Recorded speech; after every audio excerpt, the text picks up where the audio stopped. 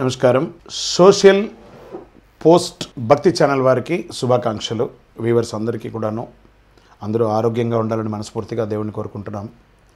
కొన్ని రోజులుగా మనం అయ్యప్ప స్వామి గురించి మనం చెప్పుకుంటూ వచ్చాం. ఇప్పుడు ఆధ్యాత్మికమైనటువంటి ప్రశ్నలు చాలా ఉంటాయి. నిత్య జీవితంలో మన ఇళ్లలో ఎలా ఉండడం, విషయాలన్నీ కూడాను చాలా పూజల్లో ఏమేమి తప్పులు చేస్తున్నాం, ఏ దీపం వెలిగిస్తే ఎలా బాగుంటుంది, ఏ రోజు ఎలా మంచిది, ఏది చాలా ప్రశ్నలు. గుడికి వెళ్తే ఎలా ఉండాలి, ఆధ్యాత్మిక తల్లిదండ్రులతో ఎలా ఉండాలి, లేకపోతే సూతకం ఉంటే ఎలా ఉండాలి, లేకపోతే పురుడు ఉంటే ఎలా ఉండాలి, ఎన్నెన్నో క్వశ్చన్స్, రకరకాల క్వశ్చన్స్. ఏ పూలతో పూజ చేయాలి, ఏ లింగం పూజ చేయాలి, ఏ రుద్రాక్ష వాడాలి, ఎన్నో, ఒకటి కాదు వందల క్వశ్చన్ అండ్ ఆన్సర్స్ ఉన్నాయి చాలామంది మైండ్లలో. దాన్ని మనము ఏం చేస్తున్నామంటే ఇప్పుడు ఒక ప్రశ్నలు అండ్ సమాధానంగా ఆధ్యాత్మికమైనటువంటి ప్రశ్నలు సమాధానం మేము కొన్ని ఈ రోజు నుంచి ఒక ప్రయత్నం అనేది చేస్తున్నాము. మళ్ళీ ఇంకనూ మీకు ఏమైనా ప్రశ్నలు ఉన్నా కూడా మా కామెంట్లో కింద పెట్టారంటే దాన్ని రానున్న వీడియోస్లో ఆ కామెంట్స్కి సంబంధించినటువంటి సమాధానాలు మా పరిధిలో, ఇది మేము కల్పితంగా చేసి చెప్పేది కాదు, పూర్వీకులు చెప్పేది, పెద్దవాళ్ళు చెప్పిన దాన్ని కాస్త మీకు వివరంగా మళ్ళీ జనరల్గా మనము ఒక విషయాన్ని మనం తెలుసుకున్నాం అనుకోండి, ఇదివరకు మనకు తెలిసి ఉంటుంది, మళ్ళీ కూడా ఒక రిఫ్రెష్ లాగా అనుకోవచ్చు. దాన్ని మా పరిధిలో ఏ లోటు లేకుండా తప్పకుండా మీకు అర్థమయ్యే శైలిలో చెప్పడానికి ప్రయత్నం చేస్తాము. మీ సందేహాలు కూడా మాకు క్వశ్చన్ రూపంలో కింద కామెంట్స్లో పెడితే తప్పకుండా మా అడ్మిన్ వాళ్ళు దాన్ని మా దృష్టికి తీసుకొస్తారు. ఒక చిన్న రిక్వెస్ట్ ఏమంటే, అందరూ వేళల్లో చూస్తున్నారే కానీ సబ్స్క్రిప్షన్ మాత్రం చాలా తక్కువ అయిందండి. అన్నిదా భావించకుండా మీరు మంచి మిత్రులు, మీకు ఈ వీడియో నచ్చుతుంది కదా, మా వీడియోస్ అంతా మీకు నచ్చుతుందంటే మీ యొక్క స్వతహాగా మీరు చేయవలసినటువంటి ఒక రిక్వెస్ట్ ఏమంటే, మా ఛానల్ని సబ్స్క్రిప్షన్, ఆ బటన్ బ్లింక్ అవుతుంది చూసారా, దాన్ని సబ్స్క్రైబ్ చేయండి. ఆ పక్కన ఉన్నటువంటి గంట గుర్తుని క్లిక్ చేశారంటే ఈ మాధ్యమంలో వచ్చే ప్రతి విషయం మీకు ఒక లింక్ లాగా ఒక బ్లింక్ అవుతూ ఉంటుంది. ఇంతటితో అయిపోయారా? మీరు మాత్రం సంతోషం పడడం కంటే కూడా మీ మిత్రులు, మీ బంధుమిత్రులు అందరూ కూడా దీన్ని సంతోషపడాలంటే మీరు చేయవలసిన ఒక చిరు సహాయం, ఆ వీడియోని చూడగానే షేర్ బటన్ ఉంటుంది కదా, ఆ షేర్ని వాట్సాప్ ద్వారా కానీ, ఫేస్బుక్ ద్వారా కానీ, ఇన్స్టాగ్రామ్ ద్వారా కానీ 10 మందికి తెలిపితే మనం తెలుసుకున్న ఆనందాన్ని 10 మంది కూడా పొందే ఒక అవకాశం దొరుకుతుంది. దేవాలయాల్లో స్వామివారికి, అమ్మవారికి అలంకారం చేసినటువంటి వస్త్రాన్ని మనం ధరించవచ్చా? శేష వస్త్రం అని చెప్పి దేవాలయ ధర్మకర్తలు మనకు వేస్తారు కదా, లేదా అమ్మవారికి కట్టినటువంటి చీరను వేలం పాటలో వేస్తారు కదా, దాన్ని కొనుక్కొచ్చి మనం కట్టుకోవచ్చా? ఇది ముఖ్యంగా తెలుసుకోవాల్సినటువంటి ఒక విషయం అండి. జనరల్గా శక్తి స్వరూపిణి అయినటువంటి అమ్మవారు అనేక ప్రాంతాల్లో వివిధ రకాల గ్రామ దేవతగాను, ఊర్లలోనూ అందరూ వెళ్తూ ఉంటారు. దేవాలయానికి వెళ్ళినప్పుడు ఒట్టి చేతులతో వెళ్ళం, పసుపు, కుంకుమ, గాజులు, చీరలు, బట్టలు అవన్నీ తీసుకొని వెళ్ళి స్వామివారికి కట్టండి, అయ్యగారు ఇది కట్టండి, పంతులు గారు దీన్ని కట్టండి అని చెప్పి చక్కగా వాళ్ళకి ఎడతాం. దేవాలయానికి వస్త్రాలంతా ఇచ్చేస్తాం. దేవాలయాల్లో ఈ వస్త్రాలన్నీ ఎక్కువ అయిపోతూ ఉంటాయి, వాస్తవానికి కూడా ఎక్కువ అవుతూ ఉంటాయి. దీని మనం చేస్తూ ఉంటాం, చక్కగా అన్ని పూజలంతా మనం మొక్కుకుంటూ వచ్చేస్తూ ఉంటాం. ఎక్కువ శాతం ఆడవాళ్ళు దేవాలయానికి వెళ్తూ ఉంటారు. విశేష పూజల్లో ఇంకా పట్టు వస్త్రాలు ఇంకా ఎక్కువ వస్తూ ఉంటాయి దేవాలయానికి. దీనంతా ఏం చేస్తారంటే దేవాలయ నిర్వాహకులు, ఆ ధర్మకర్తలు దాన్ని ఏలం వేసి అందులో వచ్చినటువంటి రుసుముతో దేవాలయ అభివృద్ధి కార్యక్రమాలకు ఉపయోగపడేటట్టుగా చేస్తారు. మరి దాన్ని మనం కట్టవచ్చా, కట్టకూడదా? ఎందుకు కట్టకూడదండి? సాక్షాత్ స్వామివారి ఆ శరీరంలో తాకినటువంటి వస్త్రాలు మనం ధరించడం వల్ల మన శరీరంలో ఉన్నటువంటి ఆ దుర్గంధం పోతుంది. ఆ వ్యాధులు, కర్మ వ్యాధులు ఏదైనా ఉన్నా కూడా తొలగిపోతుంది. ఆరోగ్యంగా ఉంటాం, మనం సంపూర్ణంగా ఐశ్వర్యంగా ఉంటాం. మనకు కూడా మన శరీరంలో ఒక తెలియని ఒక గొప్ప వైబ్రేషన్ ఉంటుంది. ఎందుకంటే సాక్షాత్ స్వామివారు, అమ్మవారు ధరించినటువంటి వస్త్రాన్ని మనం ధరిస్తున్నాము. కానీ ఇక్కడ ఒకటి కానీ అని చెప్తున్నాం. ఎందుకని?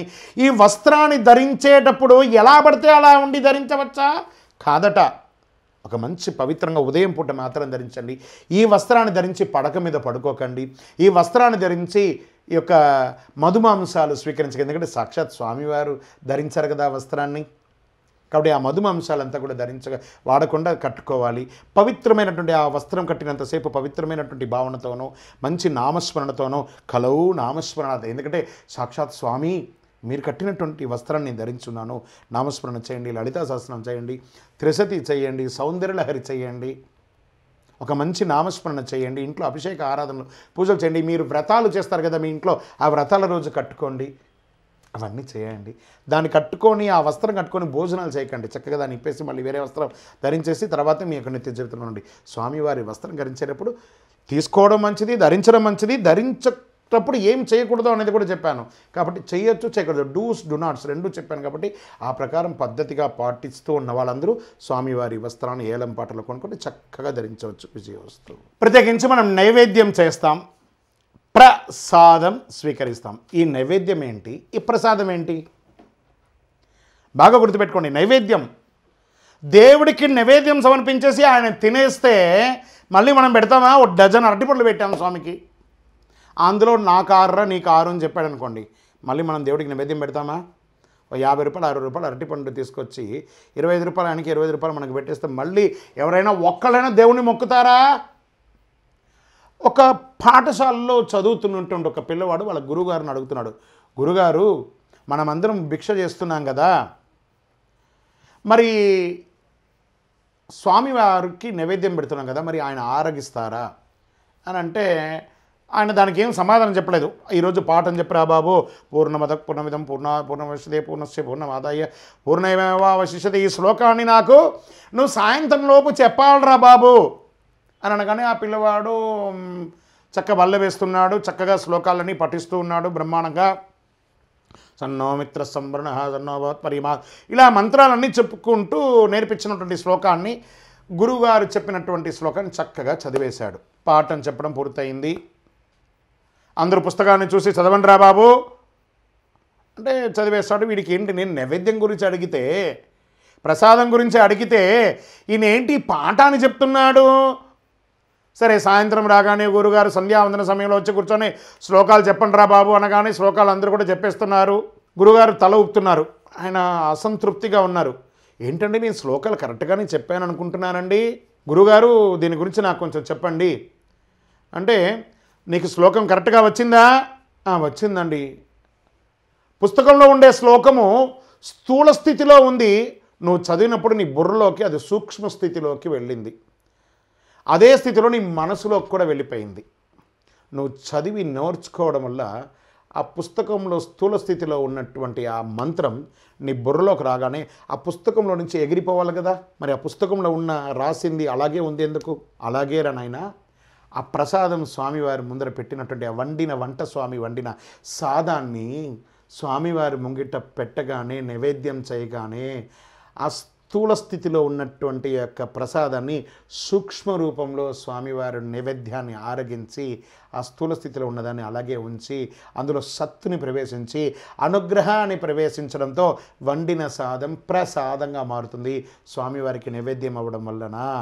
కాబట్టి ఆహారం తిన్నారా అంటే నీ పాఠ పుస్తకంలో నీ బుర్రకెక్కిందంటే స్వామివారు కూడా ఆ స్థూల స్థితి నుంచి సూక్ష్మ స్థితిలో ఆహారాన్ని స్వీకరించారు. కాబట్టి ఈ లోకమంతా ప్రశాంతంగా ఉంది అని చెప్పగానే గురుగారి పాదాల మీద పడి నమస్కరించారట. అలాగే భగవంతుడికి వండిన ప్రసాదం స్వామివారికి పెట్టగానే, వండిన సాదాన్ని స్వామికి పెట్టగానే ప్రసాదంగా స్వామివారు ఆ స్థూల స్థితిలో ఉన్న సూక్ష్మ రూపంగా ఆరగించి మనకు అనుగ్రహాన్ని ఇస్తున్నారట. ఆ ప్రసాదాన్ని స్వీకరించడం వల్ల మనకు ఆరోగ్యవంతులుగా ఉంటామట. అదే నైవేద్యం, అదే ప్రసాదం. విజయవస్తు.